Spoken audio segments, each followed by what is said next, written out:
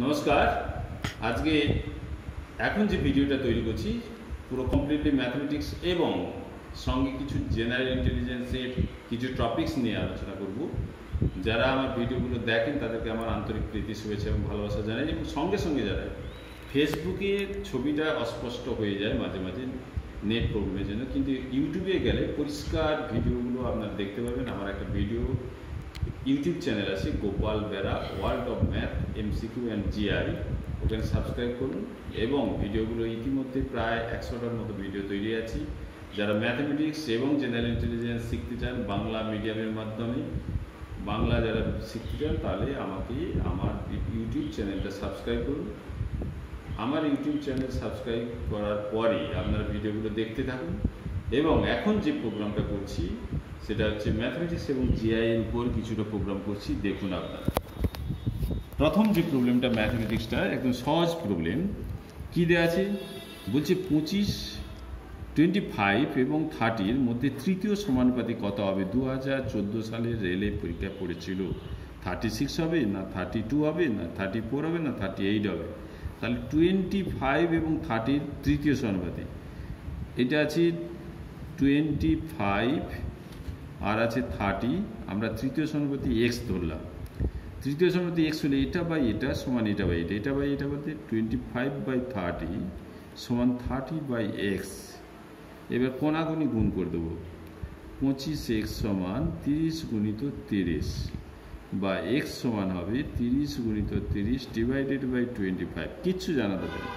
এটা is to এটা সমান এটা ইস টু, অর্থাৎ এটা বাই এটা সমান এটা বাই এটা, এটা ইস টু এটা, এটা লিখলাম সমান এটা বাই এটা লিখলাম, এটা বাই এটা সমান এটা বাই এটা। এবার কোনাগুনি গুণ করলাম, এক্সের মানটা বের করব। এক্স সমান কত হলো দেখো, এক্স সমান হবে যে 25 দিয়ে ভাগ করবো, 5 দিয়ে কাটবো 5 6, 5 দিয়ে কাটবো 5 6, তাহলে 6 × 6 36 হলো। তাহলে প্রথম প্রবলেমটা এভাবে আমরা সলভ করলাম। এরপরে এটা তৃতীয় সমানুপাতি হয়ে গেল। এরপরের যে প্রবলেমটা আছে দেখো, ভালো করে দেখো। একটা সেনা শিবিরে 4000 জন সৈনিকের 190 দিনের খাবার মজুদ ছিল। 4000 জন টোটাল আছে, 4000 জন। এর আছে কতজনের খাবার মজুদ ছিল? 190 দিনের খাবার মজুদ ছিল। এটা সময় 190 দিন, 190 দিনের খাবার মজুদ ছিল 4000 জন লোকের। 4000 জন লোক যদি থাকে তার 190 দিনের খাবার মজুদ ছিল। বলছি 30 দিন পরে 800 জন শ্রমিক বা সৈনিক অন্যত্র চলে গেল। 30 দিন পরে, 30 দিন খাওয়া হয়ে গেছে, 30 দিন খাওয়া হয়ে গেলে আর 160 দিনের খাওয়ার আছে। কতজন লোকের? সেই 4000 জন লোকেরই 160 দিনের খাওয়ার আছে। এরপর বলছে 4000 লোক থেকে চলে গেল কতজন? 800 জন চলে গেল। 800 জন শ্রমিক চলে গেল। 4000 30 দিন পরে 800 জন শ্রমিক চলে গেল। চলে গেলে এরা যদি চলে যায় থাকলো কত? 3200 জন শ্রমিক। বলছি 4000 জন লোকের প্রথমে 190 দিনে খাবার ছিল, তারা 30 দিন খেয়েছে। তাহলে ওই 4000 জন লোকের 160 দিনের খাবার ছিল, কিন্তু এখন আর 4000 জন লোক নেই, এখন আছে 800 জন চলে যাওয়ার ফলে 3200 জন লোক আছে। তাহলে ভাবো যে প্রথমে 4000 জন লোক ছিল, সেখান থেকে 30 দিনের খাবার খাওয়া হয়ে গেছে, তাহলে 160 দিনের খাবার কিন্তু এখনো আছে। 4000 জন লোক থাকলে 160 দিনের খাবার খাবে, কিন্তু 800 জন চলে গেছে। 800 জন চলে গেলে থাকলো কত? 4000 থেকে 800 জন বাদ দিলে 3200 জন থাকলো। তাহলে যে 4000 জন লোকের খাবার 160 দিন চলত, তাহলে 3200 জনের লোকের খাবার, সেই খাবারে কতদিন চলবে? এটা হচ্ছে প্রশ্ন। বলছে 4000 জন লোকের 160 দিনের খাবার আর আছে, তাহলে একজন লোকের কতদিন চলবে? 160 গুণিত 4000 দিন চলবে। আর 3200 জন লোকের কম দিন চলবে, তাহলে ভাগ করে দেবে। তাহলে এই দুটো শূন্য কাটবে, 16 2 32, 16 10, তাহলে 2 20, 200 দিন। আরও কতদিন চলবে? 200 দিন চলবে। বলছে অবশিষ্ট খাবার বাকি সৈনিকদের কতদিন চলবে? তাহলে 200 দিন চলবে। তাহলে কিভাবে করলাম অঙ্কটা আরেকবার বুঝিয়ে দিচ্ছি। দেয়া আছে 4000 জন লোক, 190 দিনের খাবার ছিল। 4000 জন লোকের 190 দিনের খাবার ছিল, 30 দিন খাবার খাওয়া হয়ে যাওয়ার ফলে 160 জন। তাহলে সেই 4000 জন লোকেরই 160 দিনের খাবার ছিল, কিন্তু এখান থেকে 4000 জন লোক থেকে 800 জন চলে গেছে। তাহলে আর 3200 জন লোক আছে। তাহলে এই খাবারে চলে 160 দিন। 4000 লোকের 4000 জন লোকের 160 দিনের খাবার ছিল। একজন লোক সেটা নিশ্চয়ই বেশি দিন ধরে খাবে, আর 3200 জন লোক সেটা কতদিন ধরে খাবে? নিচে 3200 দিয়ে ভাগ করে দাও, এটা ভাগ হয়ে যাবে, এটা 16, এটা 4 দিয়ে কাটো, 4 10, 4 8, 8 20 করো, এটা কাটাকাটি করলে 200 দিন চলবে। আর কতদিন চলবে? 200 দিন চলবে। এরপরে যে প্রবলেমটা আছে দেখো, একটা সংখ্যাকে যখন 899 দ্বারা ভাগ করবে, একটা সংখ্যাকে 899 দিয়ে ভাগ করলে এইখানে এক্স ধরো একটা সংখ্যা, ভাগশেষ 63 আছে, বলছে সেই সংখ্যাকে 29 দিয়ে যদি ভাগ করি, এই 899কে যে সংখ্যা দিয়ে ভাগ করা হয়েছে 63, এর চেয়ে ছোটো হয়েছে বলে আর ভাগ যায়নি, কিন্তু একে যদি 29 দিয়ে ভাগ করি, 29 2 58 হবে, তাহলে 5 ভাগশেষ থাকবে। কত ভাগশেষ থাকবে? 5 ভাগশেষ। বলছে কেন? বলছে এই 29 যেটা 899কে ভাগ করা গেছে এক্স সংখ্যাকে, 29 দিয়েও সেই সংখ্যাকে ভাগ যাবে, কারণ 899 29 দিয়ে ভাগ যায়। 29 3 87, 2 9, 29 একে 29। যে সংখ্যাটা 899 পর্যন্ত ভাগ গেছে সেই সংখ্যাটা 29 দিয়েও ভাগ যাবে। এই 29-এর চেয়ে বড় বলে আরও ভাগ যাবে, 29 দিয়ে 58, নিচে 5 ভাগশেষ থাকবে। তাহলে অঙ্কটা কিভাবে করবে? এই শুধু 63কে 29 দিয়ে ভাগ করে দেয়, আর কিচ্ছু করতে হবে না। বলছে এই 63 যেটা থাকবে সেটাকে 29 দিয়ে ভাগলে 29 দিয়ে 58 হবে, 5 ভাগশেষ থাকবে, অ্যান্সার 5 হবে। তাহলে অ্যান্সারটা কত হবে? 5 হবে, 5 হবে। এর পরের যে প্রবলেমটা আছে দেখো, পরের যে প্রবলেমটা করাচ্ছি, এই প্রবলেম কিছু আমরা বলেছি, কিছু জিআই করব, কিছু ম্যাথমেটিক্স করব বলেছি। আমরা 3টে ম্যাথমেটিক্স করে দিয়েছি, কিন্তু 3টে জিআই করে দেওয়ার পরেই আবার চলে যাব, আমরা আবার ম্যাথমেটিক্সে চলে যাব। এই দিকে দেখো যে কী দেওয়া আছে, এই যে জিআইটা দেওয়া আছে, what is the missing number? 68 আছে, 100 আছে, যে 45 আছে, তাহলে এই মিসিং নাম্বারটা কত হবে? 68 থেকে 100 কিভাবে 100-তে যাব? এটা আমরা যদি 32 যোগ করে দেই, এটা থেকে এটা বিয়োগ করলে 32 হয়, অর্থাৎ 68-এর সঙ্গে 32 যোগ করলে হবে 100। তাহলে 45-এর সঙ্গে 32 যোগ করে দিই, 5 2 7, 4 3 7, 77। এখানে কোনো 77 অপশান নেই, তাহলে এই অ্যান্সারটা হবে না। তাহলে কিভাবে হবে? বলছি 68 থেকে তাহলে 100 কিভাবে করা যায়?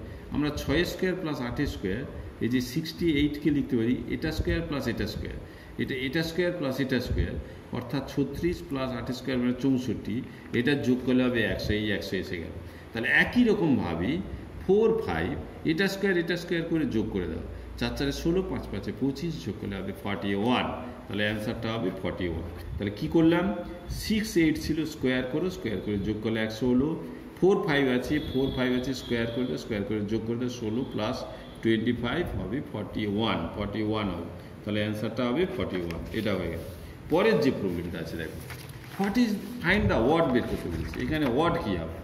বলছি 7 আছে, 63 আছে, 62 আছে, 441 আছে, এটা 2205 আছে, 6615 আছে। একে আমরা যদি 3 দিয়ে গুণ করি, একে 3 দিয়ে গুণ করলে 615 হবে।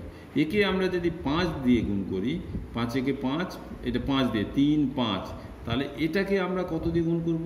আমরা তাহলে এটা 3 5, এটা 7, এটা 9, তাহলে 7কে 9 দিয়ে গুণ করলে এটা কত হবে? 63 হবে, কিন্তু এখানে আছে 62 আছে, তাহলে এখানে অড আছে, এই 62 অড হবে।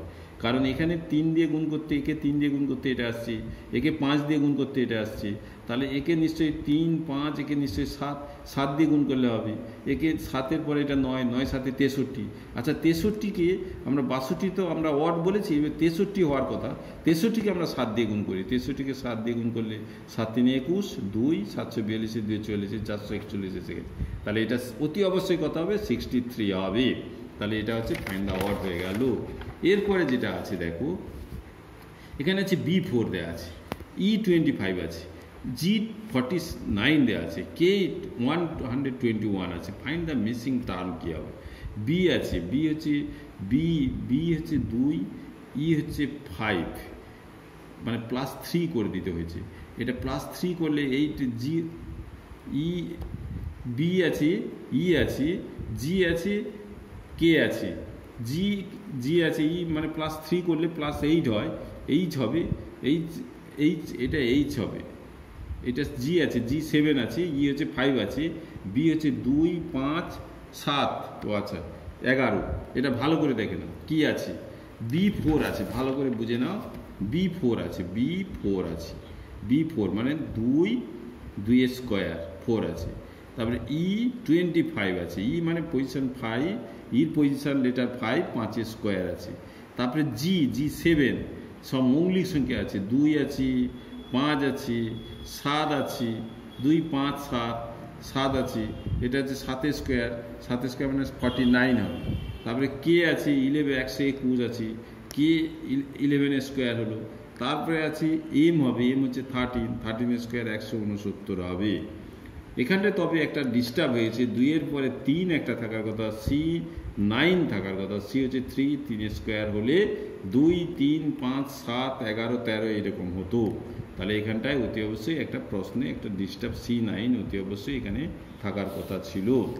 আচ্ছা, এরপরে বলছে ফাইন্ড দ্য ওয়ার্ড, এখানে ওয়ার্ডটা কি হবে, 36 আছে, 36 মানে 6 স্কোয়ার, এটা 8 স্কোয়ার, 11 স্কোয়ার 121, এটা হচ্ছে 14 স্কোয়ার। এটা দেখো জোড় সংখ্যা স্কোয়ার, এটাও জোড় সংখ্যা স্কোয়ার, এটাও জোড় সংখ্যা, এটা হচ্ছে বিজোড় সংখ্যা অর্থাৎ আবার মৌলিক সংখ্যা স্কোয়ার। এটাই হচ্ছে এখানে ওয়ার্ড হবে, এখানে এটা ওয়ার্ড হবে। এরপরে এটা কি হবে, এটা দেখো PQR আছে, PQR 3টে আছে, এখানে 4টে আছে, এখানে 5টা আছে, পরেরটা কত হবে, 6টা লেটার হবে, 6টা লেটার হবে, এখানে 6টা লেটার এটা আছে, এটাই অ্যান্সার হয়ে যাবে। তাহলে তারপরে ওই নিয়মে না করলেও দেখো PQR, আর এর পরে এস, আর এর পরেই শুরু হচ্ছে STUV, ভি এর পর ডব্লু শুরু হচ্ছে, WXYZA 5টা আছে, এরপরে তাহলে কি দিয়ে শুরু হবে, বি দিয়ে শুরু হয়ে 6টা থাকবে, BCDEFG হবে, তাহলে BCDEFG অর্থাৎ বি নম্বর অপশান হবে, বি নম্বর অপশান হবে। এইভাবে আমরা জিআইগুলো করে দিলাম। এরপরের যে প্রবলেমটা আসছে সেটা দেখো এখানে কীভাবে এই প্রবলেমগুলো সলভ করো। এগুলো সব এসএসসিতে পরীক্ষায় পড়ে, এসএসসি কম্পিটিশনে বা রেলের পরীক্ষায় পড়েছিল। এখানে দেওয়া আছে 5, এখানে দেওয়া আছে 5 + 2√3 ডিভাইডেড বাই 7 + 4√3 হলে এইটা সমান A + B√3 হলে এ বি এর মানটা বের করতে বলেছে। তাহলে কীভাবে এ বি এর, এখানে যে মূলত পাঠ অমূলত পাঠ, এই মূলত পাঠ আর অমূলত পাঠ মূলদের সঙ্গে মূলত সমান হবে, অম্লপদের সঙ্গে অম্লদের সমান হবে। মূলত কি, যেসব নম্বরকে ধরো 2/3 P/Q আকারে প্রকাশ করা হবে, অর্থাৎ 2 এবং 3 দুটোই পূর্ণ সংখ্যা হবে, সেগুলো হচ্ছে মূলত সংখ্যা। ধরো √3/1 এটা দুটো পূর্ণ সংখ্যা নয়, এটা হচ্ছে অমূলত সংখ্যা। যেসব সংখ্যাকে P এবং Q আকারে প্রকাশ করা যাবে না, যেখানে P এবং Q দুটোই পূর্ণ সংখ্যা এবং Q ≠ 0, এইটা যদি P এবং Q দুটোই পূর্ণ সংখ্যা হয়, Q ≠ 0 হয়, সেগুলোকে মূলত সংখ্যা বলবো। আর যেসব সংখ্যাকে P/Q আকারে প্রকাশ করা যাবে না, সেই সংখ্যাগুলোকে অমূলত সংখ্যা বলবো। এই যে দেখা যাচ্ছে, দেখো 5 + 2√3 ডিভাইডেড বাই 7 + 4√3 সমান, এটা দেওয়া আছে, এটাকে আমরা প্রথমে লিখবো A + B√3 দেওয়া আছে, এটাকে লিখে দিলাম। এটাকে করণী করবো, 7 - 4√3 দিয়ে গুণ করবো, একেও আমরা 7 - 4√3 দিয়ে গুণ করবো। এটাকে সরল করলে 1 হবে, 7 স্কোয়ার মানে A + B × A - B, A + B, এটাকে A + B A - B, A square - B square, A square - B square মানে এটা স্কোয়ার, এটা 7 × 7 = 49, 4 × 4 = 16 গুণিত 3 √3² মানে 3, এটা 49 - 48 1 হবে। তাহলে এটা সলভ করলে 1 হবে, এটা লেখার দরকার নেই, এটা 1 হয়ে গেল। এটা কত হলো, 1 হলো, এটা লিখবো না, শুধু এটাকে গুণ করবো। এটা গুণ করলে 7 × 5 কত হবে, 35 হবে, +7 এটা দিয়ে গুণ করে 7 দিয়ে 14√3 হলো, এটা -4 দিয়ে গুণ করে 5 × 4 = 20√3 হলো, প্লাসে মাইনাসে মাইনাস 4 দিয়ে 8 আর √3 × √3 মানে 8 × 3 = 24 হবে, 8 × 3 = 24 হয়ে গেল। তাহলে এইবার 35 থেকে 24 বাদ দিলে এটা হবে 11, আর এটা হবে 14√3 থেকে -20√3, এটা বিয়োগ দিলে 6√3 হয়ে যাবে, এটা হচ্ছে -6√3। এইদিকে আছে A + B√3। এইবার রিয়েল পার্ট সমান হবে, অর্থাৎ এই যে মূলদ, এই মূলদ সমান হলো, A = 11 হলো, আর এটা হচ্ছে অমূলদের অংশ, এখানে √3 আছে, তাহলে B সমান কত হবে, -6 হবে, B সমান হবে -6, A এর মান 11, B এর মান -6 হয়ে গেল। পরের যে প্রবলেমটা আছে দেখো কীভাবে করবো। পরের দেওয়া আছে 1 √1 + 55/729 দেওয়া আছে, সমান 1 + x/27। এই যে দেখো এইটা দেওয়া আছে, এটা দেওয়া আছে, এক্স এর মানটা বের করতে বলছে। এই পরীক্ষায় 2003 সালে পড়েছিল, তার আগের অঙ্কটা রেলের পরীক্ষা পড়েছিল 2010 সালে পড়েছিল। এই যে এই অঙ্কটা কীভাবে, এখান থেকে এক্সের মান কীভাবে বের করবো, এটা দেখো, এটা সরল করলে নিচে 729 হচ্ছে 729 প্লাস 55, এটা 729 প্লাস 55, এটা যেমন আছে তেমন থাক। এটা যোগ করলে নিচে 729, এটা 27 বেরিয়ে আসবে, আর এটা যোগ করলে হবে 9 5 14 4, আর 5 3 14 1 6 2 8, নিচে 784, 784 বর্গমূল, এটা 27 বর্গমূল, এটা 729 বর্গমূল 27 বের করেছি, আর 784 বর্গমূল হবে 28, তাহলে ওইটা 28 হলো, নিচে 27 হলো, এটা হচ্ছে 1 প্লাস এক্স বাই 27 হলো।